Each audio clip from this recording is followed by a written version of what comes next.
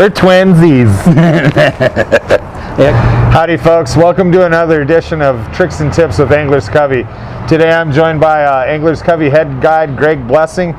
He's been guiding around here for, I don't know, a million years or something like that.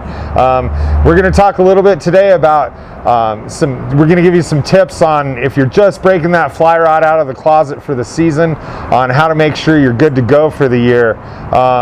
And Greg's going to kind of kick us off with some suggestions that he does in getting his gear ready for the spring and summer season. So Greg?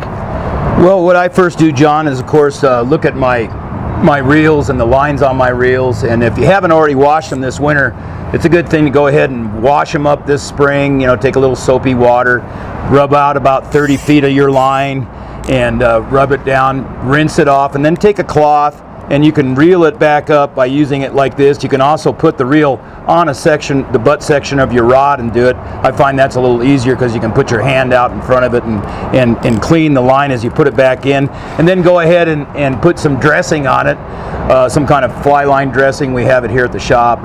And it's real good, and it'll last you for quite a while, depending on how much you fish. But that's a good thing to start the season with, and of course you might want to reapply it during the middle of the season. What about, like, one thing I always tend to do too is check my guides on my rod, my ferrules and stuff like that. Yeah, make sure you don't have a crack or anything like that. And my worst problem is I leave my rods together, so I actually have to take them apart and clean them and reapply a little ferro wax to them and make sure they're going to be okay.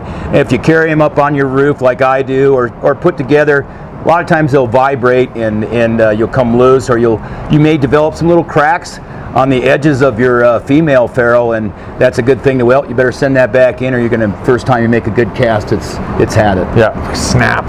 Yeah, that's a really good idea. Like Greg said, especially if you carry your rods and vaults and stuff, I tend to have my rods always put together too, so I appreciate that tip because I need to do that as well. Exactly. What about, I mean, we've had a crazy winter, kind of warm. Now we're kind of having a wintry spring, but man, the fishing, how good is the fishing right now? It's been great, guys. If you can get there, especially on a cloudy day. I was on Saturday afternoon, and it was sunny. We got up there, and then the clouds came over, and the hatch bluing olives lasted at least hour and a half, 2 hours. And I mean, I had people throwing it out in the riffle that, you know, usually have no business catching fish like that, and they just were whacking them, and it's a great time, you know. It's take advantage of it because it doesn't last very long. Yeah, for sure. Yeah, this a lot of people are asking. We'll just touch on this real quick. A lot of people are asking us in the shop about since we had a lack of snowpack this year, how the winter or how this spring is going to be for fishing, and I think we're all kind of in the same agreement. We have actually pretty decent snowpack, good storage. I think we're going to have a pretty normal, good year. I'll tell you what it's going to depend on, John, is it's going to depend on the moisture we get this spring, because rains. If we're not getting any moisture out on the eastern plains, they're going to have to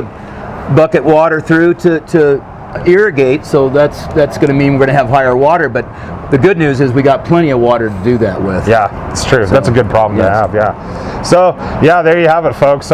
If you have any specific questions, or if you have gear that you're not quite sure about, you can certainly come into the shop and ask anybody here.